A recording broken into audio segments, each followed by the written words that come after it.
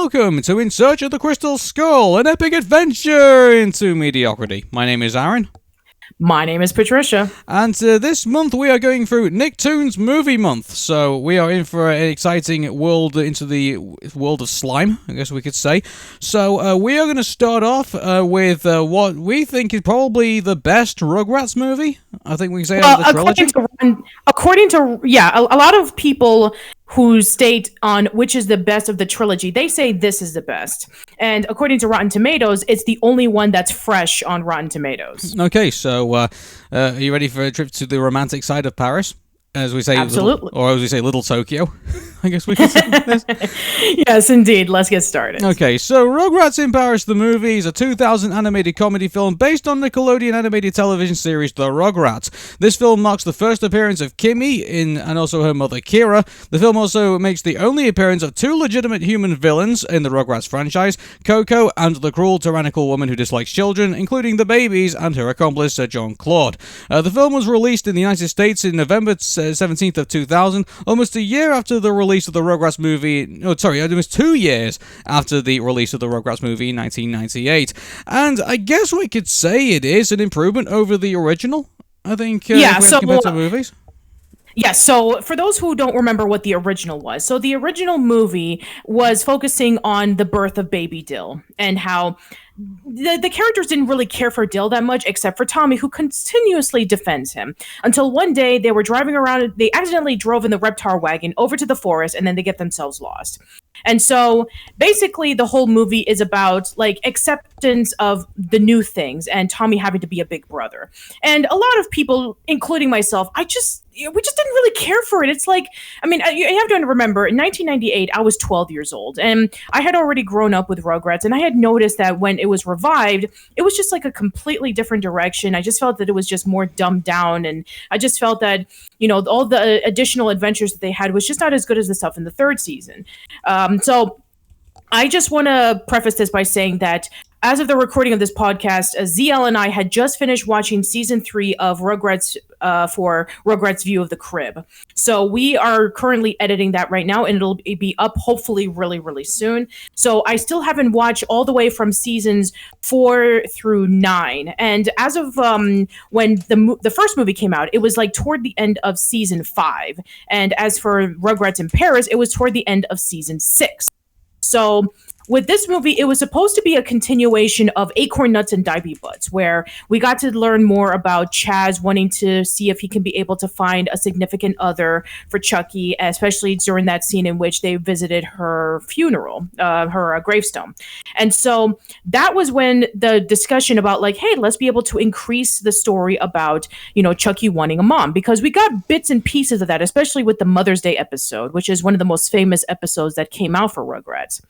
And so now we have this movie, and it's kind of like a continuation of what we've known throughout the first couple of seasons of Rugrats, because it literally starts with Lou and Lulu's wedding, which, for those who don't know, Lulu is the girlfriend of Grandpa Lou, and they've been dating throughout the courses of season 5 and 6.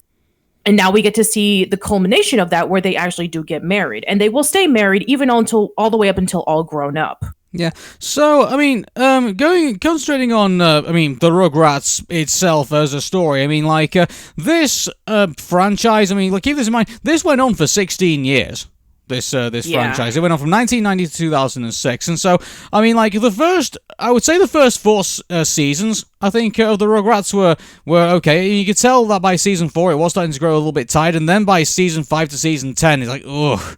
It really was kind of like going through a zombie phase at that point, where we were getting to that point. You could only do so much with just a bunch of babies having various adventures. I mean, this was a show that was not meant to last for this long. It was supposed to be 65 episodes, and then that was it. I mean, you have to remember that was way over that, didn't they? Oh, much more so. So I have to explain how that happened. So as soon as the 65 episodes aired and they, moved on to their own things, that's when the rerun started airing on Nickelodeon. And this was like around the time in which when the early 90s, Ren and Stimpy was like the most influential cartoon that had ever came out. And, with the whole stigma of the series getting a little bit stale around the 90s, that's when Rugrats started to get like a major emergence of popularity. And that really helped with the airing of the Hanukkah special. The Hanukkah special, which aired around 1996, and that was the catalyst for more people wanting to see a huger demand of Rugrats. After that episode was the Mother's Day episode, which was critically acclaimed. And then afterwards, that's when they started to produce even more episodes until, as mentioned before, the show ended in 2004, but they still had spin-offs, which went all the way up until 2006. But then 2008 came along with Rugrats Preschool Days, which we don't talk about. So yeah, before SpongeBob came along, Rugrats was Nickelodeon's major cash cow. Yeah, and soon they're going to be bringing it back. Yes, they are. So we talked about this briefly in Arun and Patricia, for those who want to go check out that episode. But yeah, we did see the clip of the Rugrats reboot. And we said, okay, it definitely has the same voice actors as in the original, but the designs are changed. They want to go for a more 3D animation look. And I stated, I understand the direction that they're going to, because a lot of people just don't really care for the Klasky Chupo style of animation, because a lot of people say it's really weird and ugly and rough looking. And yeah, I mean, I can understand from a business perspective, it's that case in which like the characters look really weird. Their heads are shaped like potatoes and their mouths are really awkward, where they're look like close to their chins, especially with like Wild Thornberries and As Told by Ginger, where that is the case for that. But yeah, I mean, they definitely do have the same thing with, like, in the original, in which it's, the same routine of Angelica wanting the cookies. And so she asked Chucky to play a game called Be My Jonathan. And so that way she can be able to get the cookies that Dee Dee is hiding from her. So, yeah, it's the same routine. We don't know anything about what the reboot is going to be having in terms of, how the episodes are going to be formatted, or what the plot synopsis is going to be. So that's all we know for now. Mm-hmm. But anyway, enough about what's happening in the future. Let's talk about what's happening now. So this yes. is going to be... so we watched Rugrats in Paris, and so the story is pretty... I mean, I would say it's pretty basic. I think I would just say the execution is just really wacky. I mean, there's a Reptar land in Paris. The Reptar animatronic that is operating the live stage show breaks down. It was something that Stu Pickles had obviously put together. Also before this, Grandpa and also Lulu got married. So that was the beginning of that. So that was giving up the foreshadowing for saying that Chucky wants to go find a mommy, if you will. So the device to drag them all the way to Paris is that Stu's got to go and fix the Reptar robot, and then within that we get introduced to Coco, who is the tyrannical owner of Reptarland, and so she's looking to basically get more power in the company. So, and in order to do that, to impress her boss, she needs to go find her husband, and who also has this kid. Which this bit of the story kind of bothers me a little bit, because it's very, very I just wish they hadn't tied it into the dialogue in this bit. I really kind of wish it's like, oh, how on earth am I going to be able to find a husband and also start basically get a kid and start a family, and they just kind of implied that, rather than say for example Yamaguchi turned around and said, oh, I'm thinking about this other person who's got married, who's basically married and has also got a child of their own, and just has that idea of connecting with kids, obviously for the subject of the park.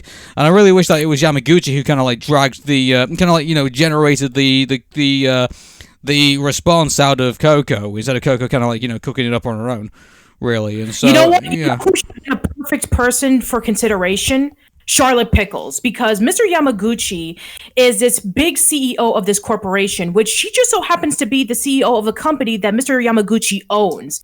Wouldn't it be interesting if maybe Charlotte was in major consideration to be this major CEO for this company, for the actual company that Charlotte has been working on for a very long time, that we've heard over time throughout the course of the series, that maybe she was a part of it, and maybe they can be able to intersplice that. As opposed to Stu, being brought over to Euro Reptarland to fix it, why doesn't Charlotte come over to Paris or even to Tokyo so that they can be able to do the final negotiations of her being the CEO, and then Coco hears about this and saying oh, I need to find a way that I can be able to out Charlotte. What does she have that I don't? Oh, she's married and has a child? Okay, well, I wouldn't be able to find that. So I think that would be a much more one that actually makes more continuity wise, makes a little bit more sense of how we can be able to connect it. But I guess it does make sense continuity wise because Stu, we do know that he is a freelance inventor, that he's able to, make all of these, toys and other inventions for bigger companies. And so I guess they do need to tie in the whole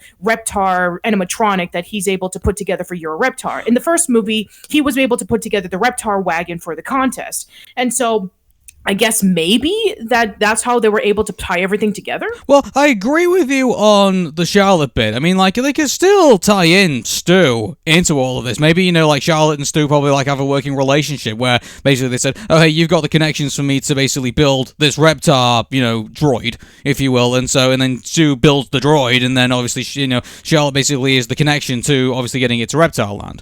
So maybe that's probably the way that. And so they could have tied it in like that. And then, they just could have even given Angelica more of a plausible role in, like, being the person who kind of, like, fixes up Coco and obviously, Chaz, through that kind of connection. Yeah, and that's another thing as well. Like, they missed out on an opportunity to, like, put Charlotte Pickles into this. Really, like, I really like to hear about from the writer's perspective of why they decided, they've already got, like, the elements to, like, write her into the story. Why did they not write her into the story? I really don't. I have no idea. That's a good question. I really don't know. You see, Charlotte is not major in the terms of the other adults. Like, you have Stu, you have Dee Dee, you have Betty, you have Howard, you have Chaz, and you have Drew. But Charlotte is never, like, one of the major contenders. All we do see her is that she's constantly on her cell phone, and she's always talking to Jonathan, and she's always doing everything business-wise. It's either business or shopping or marketing or anything like that. It would have been interesting if we would have got to see more of Charlotte other than just being a businesswoman, because that's all we knew her from. It's like she's constantly on her cell phone. She's making these phone calls. And now that we have Mr. Yamaguchi, who is the CEO of the company that she just so happens to be working on, that would have been an interesting opportunity for her to be broadened out more. Like, we barely know anything about Charlotte other than just the things that I just stated. Yeah, exactly. Like, it could have been an opportunity to, like, broaden out a character. What a concept. In modern storytelling. We kind of got a broader connection with Stu and Drew in the first movie, in which they were like brothers and they always disagreed with a lot of things. We got a broader connection with Grandpa Lou, with him feeling lonely that he doesn't have his wife anymore. We saw that in the early seasons with, like, Grandpa's date, and then finally with, like, episodes such as Lady Luck, and then finally the episode where Lulu is brought in. So he has his broader, story connections where he does finally find himself a significant other. And Chaz, we already have the build-up. Starting off with Mother's Day, then Acorn Nuts and Diaper Butts, where he wants to be able to find not only a wife for himself, but also a mother for Chucky. So there's your connection right there. Betty and Howard have never really been, like, that deep in terms of character development. I mean, they were always seen as, like, Betty is the independent woman and Howard is kind of like a character who's just like a pushover, and he's just constantly focusing on, like, doing accounting and stuff like that. So there's not much to him. So I guess that you couldn't really do much of that. But and then there's Dee Dee, which she's always obsessed with Dr. Lipschitz. We saw that throughout the series. We saw that in the first movie. And, she's, focusing more on being a responsible mother and wife, especially since her husband just so happens to not exactly have a job. He's a freelancer who constantly works on toys and inventions that don't exactly work very well. So she has to be really responsible and, having to take care of not just her husband, but also her children in the household. And we kind of got that throughout the series. So, yeah, I mean, Charlotte, not really much of a character development. Yeah.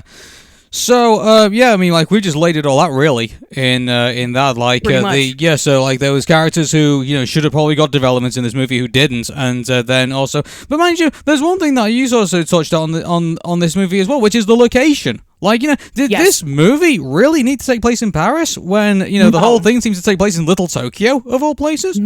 Exactly. Like, I the moment that I saw this movie, I just thought to myself, why isn't this in Tokyo? Why couldn't they take place in Japan? It kind of reminds me of that. Remember that joke in The Simpsons? And I'm referencing an episode out of Who's Got Mr. Burns. But I vaguely remember an episode where they went to Japan and Homer decides to go to America Town. And, like, it's just kind of like, well, I mean, why would you go to Japan to go to America Town? Essentially, like, why would you go to Paris to go to Little Tokyo? Like, I get that's, like, where the movie is, and that's where, Stu has his, like, his job and everything like that with that robot. But, I mean, like, if you're going to be in Paris, use Paris.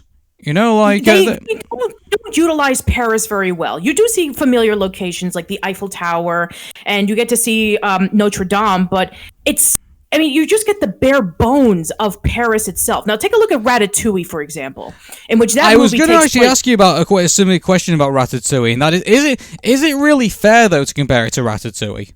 Given the fact that, this is a movie that, had a much more kind of, like, cultural focus on Paris than I would say. Oh, mind you, I think it is fair, actually, thinking about it. Yes, sorry. It's fair. Yeah. Absolutely, because if you're going to go to a location where it's completely different than when the babies have ever gone before, then you want to use that opportunity. I mean, in the third movie, they went to an island, like an undisclosed island in, like somewhere in the middle of the Indian Ocean, but it just looked like a typical deserted island, like tropical island. We didn't know really much about it, and with Paris, it's like Paris is one of the most recognizable cities in the entire world. Like, it has so much culture, it has so many famous locations, it has a lot of history. It has a lot of people that can be able to broaden out, the different types of cultures. So, I mean, we saw a little bit of that, but then we saw a lot of Tokyo as well, where they went to the sushi restaurant, and then they went to Euro Reptarland, where there was a lot of influences of Japan. So it's like, why couldn't the movie take place in Japan? Is it because it's not marketable enough? Yeah, it's all that as well. Like, it would have been easier. Is it easier to fly to Japan than it is to fly to Europe? I mean, like... Ooh, I mean, first of all, I decided to look up, while we were watching the movie, I looked up how long it takes to go from California to Paris. And let's just say that they decide to go to a major airline, like the Los Angeles airport. So to go from Los Angeles to Paris, it takes about 10 hours. Now, if we were to go from Los Angeles to Tokyo, I'm sure that it would take a lot longer. I'm just going to look it up really quick. So we're talking about, let's see, if we're going to go from, 11 to 13 hours. Okay, so I guess maybe Paris is probably a safer, a more plausible place, I think, to probably put things. I don't know. But mind you, like, it's a cartoon. We can put them anywhere, I guess. That's true. Fly them to Siberia, something like that. I don't know. But Siberia. It's just as plausible. But, obviously, one thing actually we maybe noticed during the movie was, like, the amount of musical numbers that are in this. Yes, it has just as much musical numbers as in the first film, in which they actually put in a lot of hip-hop artists and R&B singers and pop singers that were really popular at the time. Aaron Carter's in this movie. Yep, Aaron Carter's in this movie, Jessica Simpson's in this movie, Sinead O'Connor, and Baha Men. Yeah. Damn it.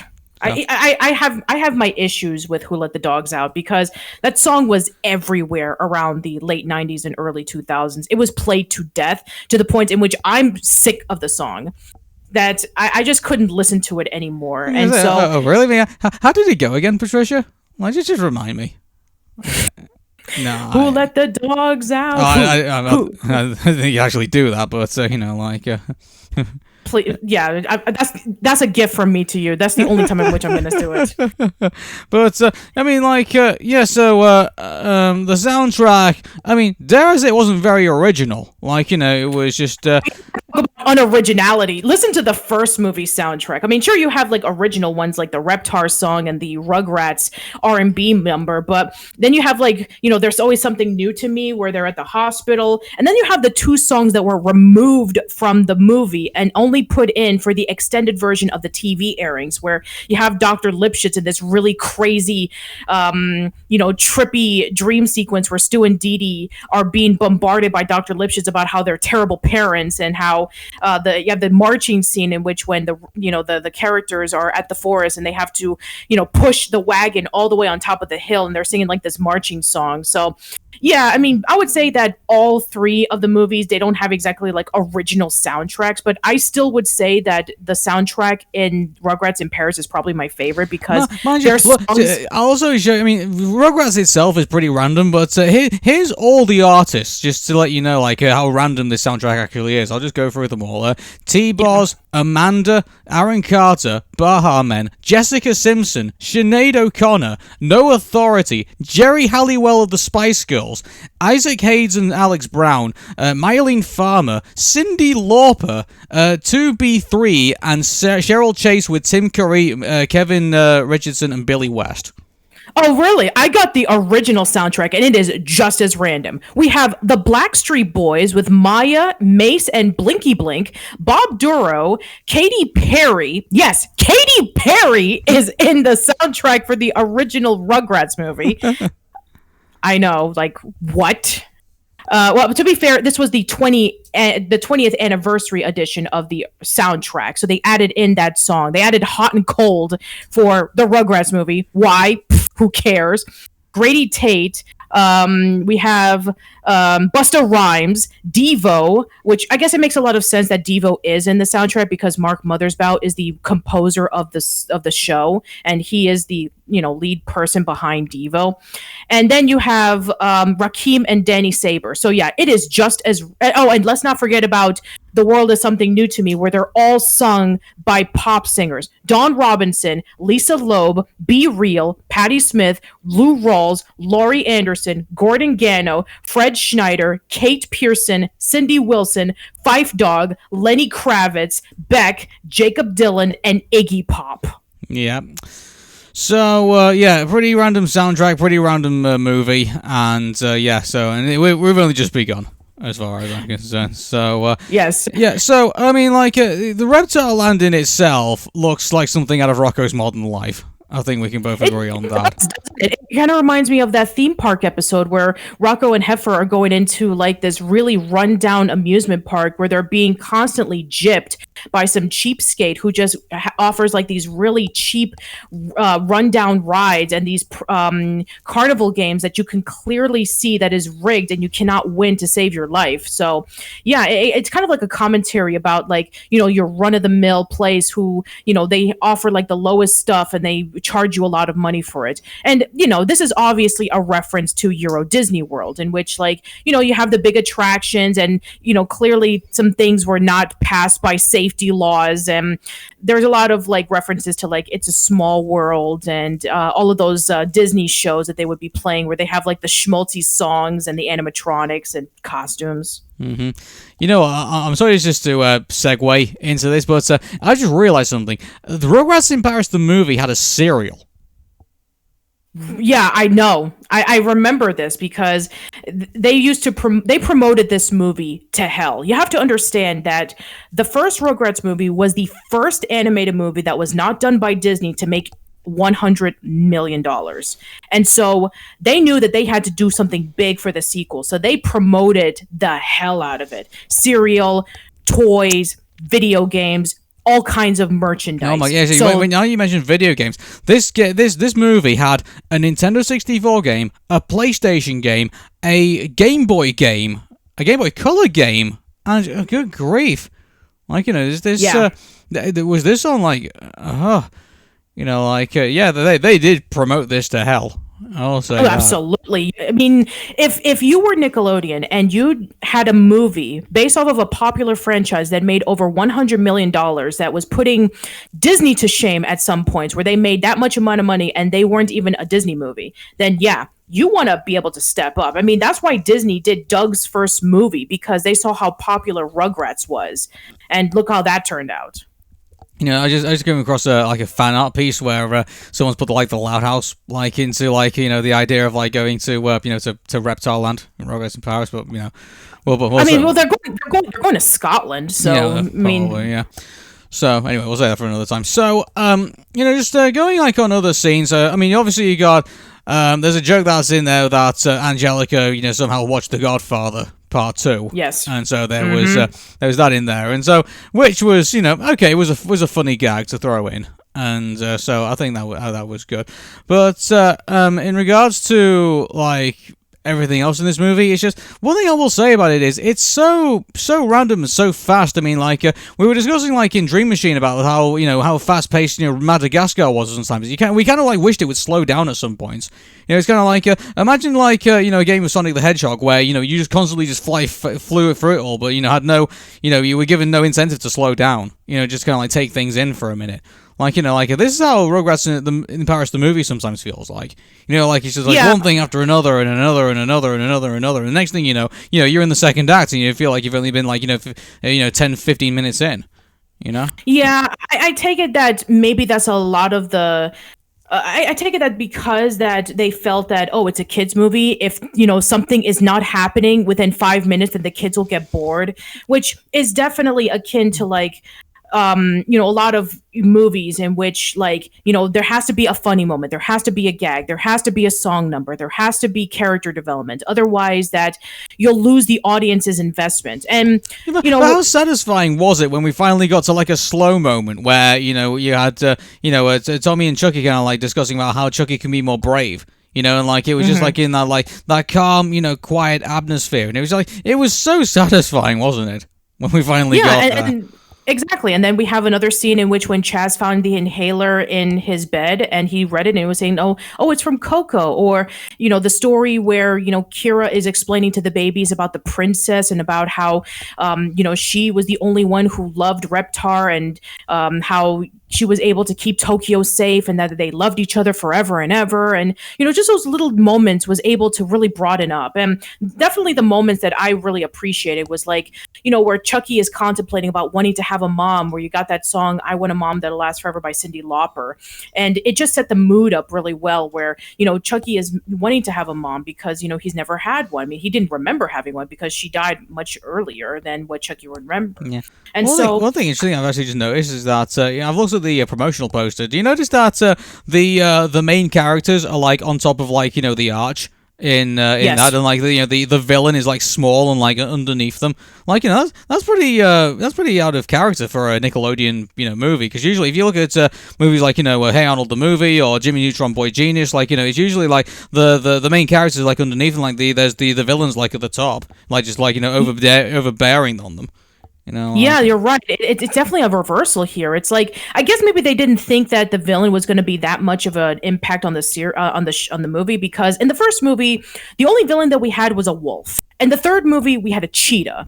So in this one, I guess the villain, I mean, when you think of Rugrats, you don't think of like antagonists. So maybe they thought, that's just a little adversary. But no, it turned out that Coco LaBouche was a phenomenal villain, that it was actually pretty memorable for me. She's probably my favorite thing that was introduced in this movie. Her and John Claude's banter to each other is hilarious. Yeah, she's like, mind you, like, she's not an original villain. I will concede on that. Like, she does remind me of Cruella de Vil from 101 Dalmatians. Oh, absolutely, yes. But, the way that Susan Sarandon was able to portray as her was just absolutely hilarious. Mm-hmm. And so, yeah, I mean, like, so as far as, I mean, like, first of all, it's the Rugrats. I mean, like, you got Tommy, Chucky, Phil, and Lil, and obviously you have Dill, which is kind of like, obviously was thrown in because obviously the first movie. But, I mean, like, you've also got, I mean, mind you, Dill, I would say, was tolerable in this movie. I would say. Yeah, definitely a lot more tolerable than the first movie, where I just was like, why did they include this character? He's annoying. He ruins everything. Just get him away. And then I would say, like, toward the course of the series, he gets a little bit better. And then in All Grown Up, they basically just made him into a conspiracy nut who believes in aliens. Mm-hmm. So, also, like, I would say, like, I mean, I would complain about the adults also being quite neglectful as well, but that, I mean, that's the premise of the show pretty much, so I don't think there's anything really to kind of, like, comment on in that regard.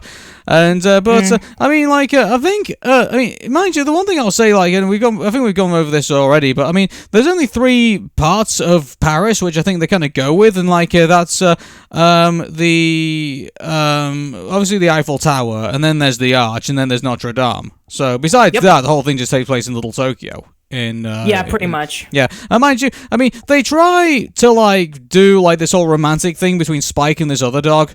and this, and like, you know, like at the very when we're going to like towards the final act, you know, when obviously they're going to stop the wedding, like, I mean, we seem to miss a scene where, you know, where Kira and the dog somehow meet up with one another, and like, I mean, I don't know how that came about. I think I can only see that scene's been cut from the movie. I think maybe for time, Yeah, but possibly, yeah. I mean, like, so that bit didn't make a whole lot of sense. In fact, you know, the whole inclusion of Spike in this movie is just a bit of a waste, really. It is a complete waste of time. It's just there for filler's sake. It's like, oh, we want to be able to expand more of Paris. Well, let's just focus on the dog and him running around and urinating on the Eiffel Tower, him meeting up with the poodle Fifi, and them having a Lady and the Tramp moment where they're falling in love. It's like that stuff could have been cut off and you could have done something else with it. Like, I don't know, develop the characters more, or maybe even broadening up the situation with, you know, Chaz and Chuckie or something. Maybe he could have been the dog who was like kind of like, you know, also in on like on the plot like Angelica was, and then like, you know, when it comes to like getting the babies out of like the warehouse, he could have like come and like, you know, attack Jean-Claude, and then they could have gone made a break for the Reptar, you know, droid. At that point. Oh, there you go. That could have been an appropriate way. Like maybe when Spike and Fifi are walking around the bridge and then they see the Reptar car driving the babies over to the warehouse where you know, they're being held back, and maybe Spike and Fifi could have like tried to, you know, chase after the car, and maybe they couldn't get in, or maybe they were trying to look for help, and maybe they just so happened to find Kira riding her bicycle, and they were like, oh, maybe she can help us fight off against, you know, Jean-Claude and these babies. So yeah, I mean, there should have been like a more of an interconnectivity between all of those scenes, but no, it's completely separate, and you could just cut off that part entirely. Yeah, I mean, like also Kira as well was like she was sort of kind of backgroundish. And kind of like what was going on, like, you know, it was just, I mean, like, obviously, I mean, this is the Rugrats movie. Obviously, the Rugrats have got to take, you know, center stage in all of this. But at the same time, like, Kira was like supposed to be like kind of like the, you know, the love interest that just couldn't get, you know, thrown in. So she basically had to, you know, aspire her emotions through Coco in a way. And I feel like they could have done a bit more with that, maybe. But I think they probably just did just enough. Maybe with that, like, I think...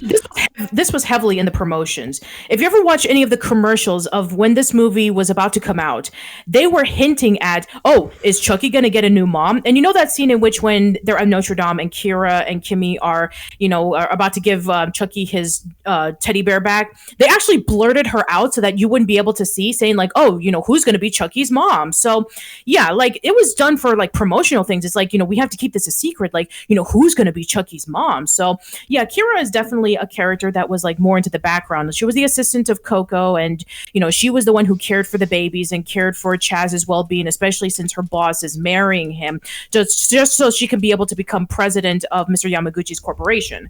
And so yeah, they didn't really give too much development on her. She would get a little bit more in the series, in which she's very affectionate towards Chaz, and she tries to be a good mom for Chucky. So yeah, we do get to see a little bit more of her in the later part of the series. Not so much with All Grown Up, though. Mm-hmm. So, I mean, I was also thinking about how do you think that the movie was animated well? I mean, obviously it looks like the Rugrats movie from like, you know, previously. So it's it kind of, mind you, I think there's a debate really to be have. Like, I mean, you know, when you up the ante, obviously because this is like the big theatrical movie, but you also got to make it look a lot more. It looks a lot different from like the TV series itself. I mean, like, where do you draw the line? I think on like, you know, in regards to the style, like, you know, differing from like, you know, the way the characters are from in the TV series to the movie. You know. Okay, so I would bring up an example about Hey Arnold the movie, in which when, yes, they were able to clean up the animation, but the problem is that it's real. The colors were very weird looking. If you were to look at it theatrically, like, wait a minute, why is Big Bob's hair like a different color? Why do the characters look a little bit more washed out and pastel-y? And it doesn't look consistent with what we knew from the show. And I would say that the reason why is because they didn't really use too much of the cel-shaded stuff that they used in the early seasons of Hey Arnold. They definitely switched over to digital ink and paint, especially around since this was the 4th and 5th season around that time.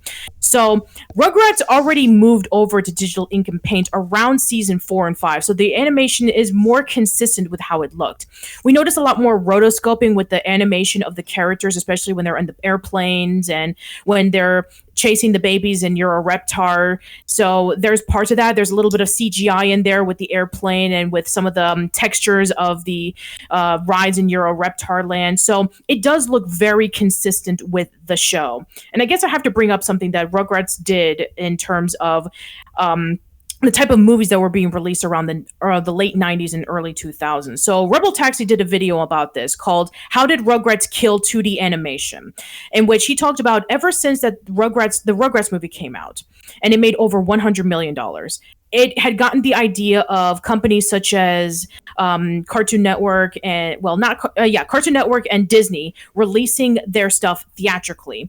Disney released movies such as Recess School's Out, Doug's First Movie, and Teacher's Pet, the movie, while Cartoon Network released the Powerpuff Girls movie. And so it was like a time in which when TV shows felt that in order for them to make a lot of money and for them to raise the stakes, they had to release a movie. And so yeah, we don't have that anymore, especially with Powerpuff Girls being a major bomb in the box office and Rugrats Go Wild not doing very well compared to the previous movies. And then we had the SpongeBob movie, which, it made a decent amount of money, but it wasn't like incredibly groundbreaking or in the sense, especially since that was supposed to be like the series finale.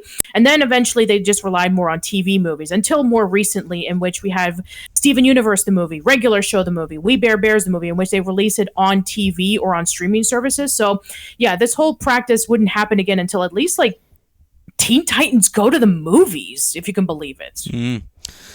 So, I think we pretty much talked out. I think Rugrats in Paris the movie, and so I think there's a lot more to discuss about. Like, let's talk about the progression of Chucky. So, in the early seasons, Chucky was always like this little scaredy cat who was just constantly afraid of everything. He was afraid of the dark. He was afraid of monsters. He was afraid of the guy in the oatmeal box.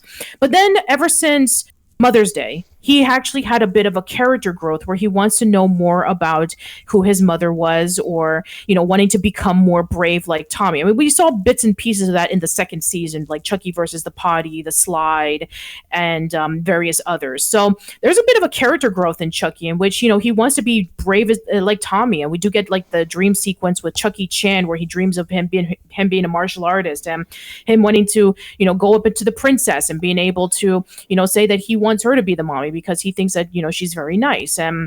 There's, this is somebody who never liked Chucky as a kid. I've always been more of a Tommy fan, because I just felt that Chucky, him being so scared and paranoid over little things, just kind of irked me the wrong way. I mean, Klasky Chupa would do the same thing with like character traits for their other characters, such as Ickis from All Real Monsters, Sam from Rocket Power, Darwin from The Wild Thornberries, Macy from As Told by Ginger. They use this stuff over and over and over again.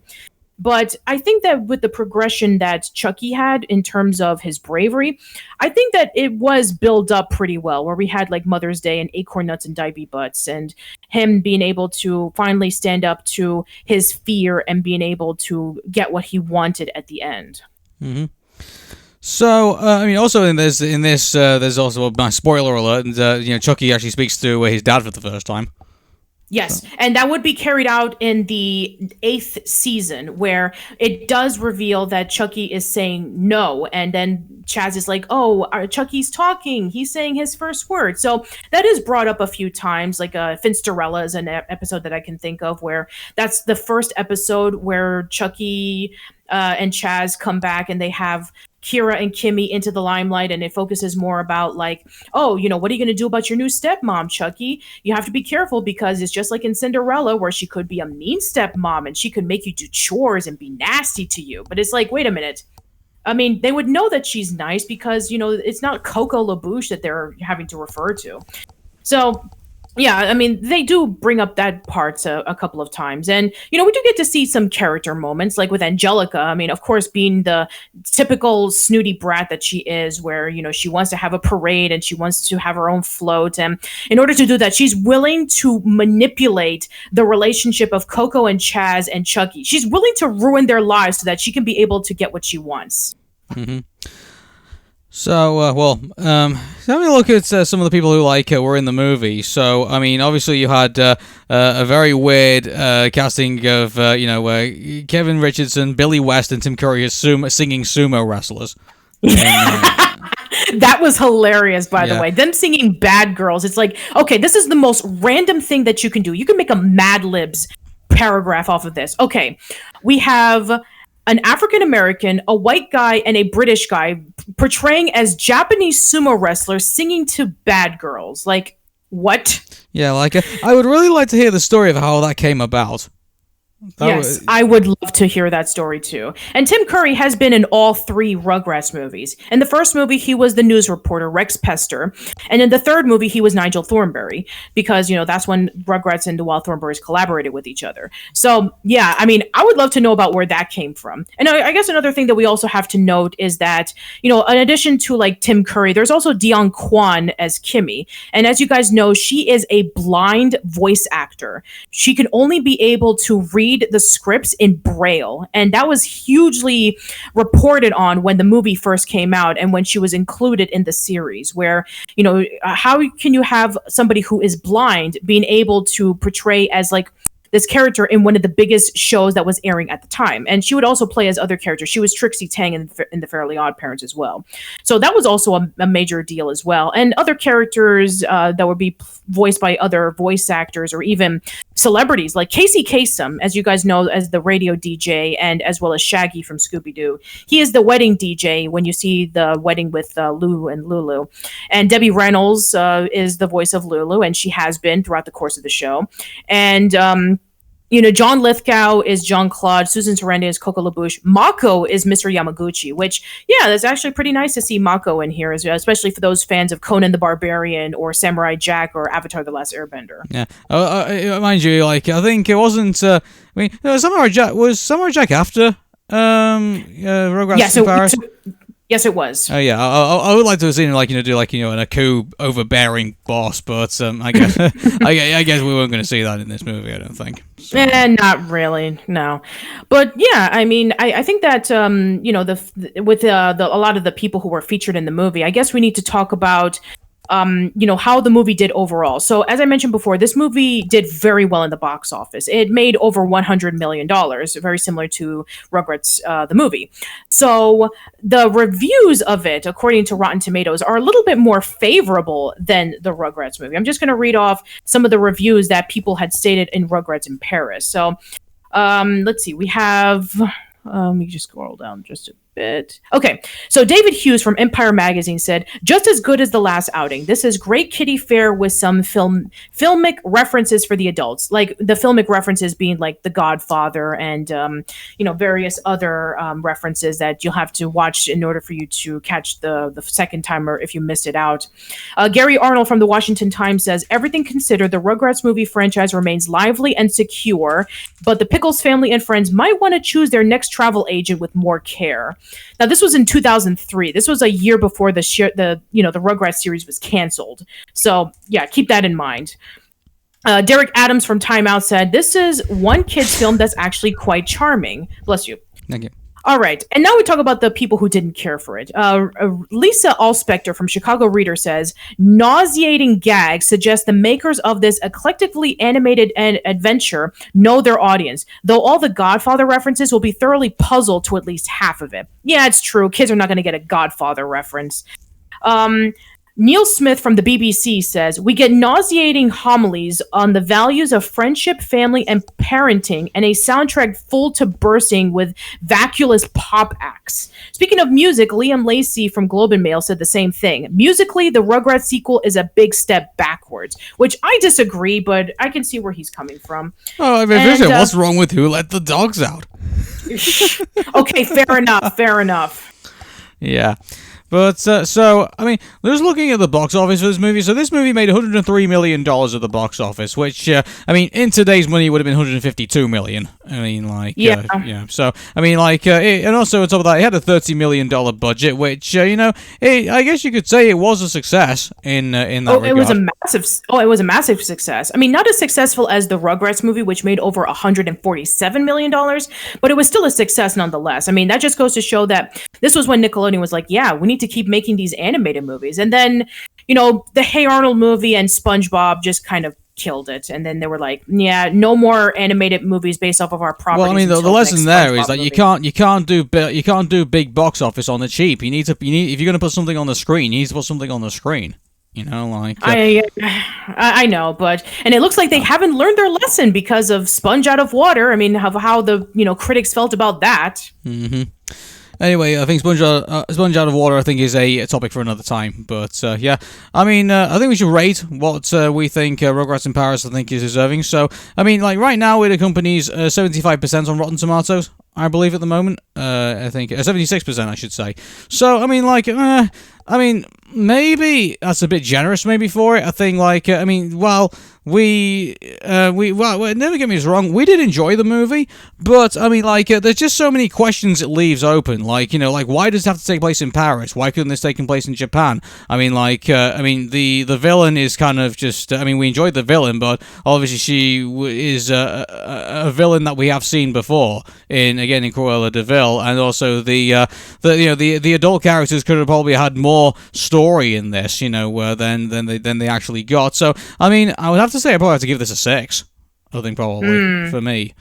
So I would give it a 6.5 because I feel that it's definitely the best Rugrats movie out of the bunch, but I do see that there are a lot of problems with it. And I know a lot of people are going to be really angry about our rating, saying, oh, but it's a classic. And don't get us wrong. I mean, it is a very enjoyable movie. But I would say, like, if you are a newcomer of Rugrats and if you've never seen the series before, you're going to get completely lost with it.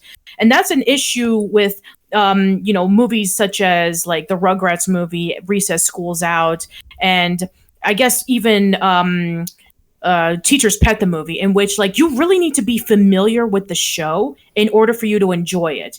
SpongeBob, on the other hand, keep in mind, like, it throws you into, like, the ending of the Grandpa Lulu storyline of them getting married.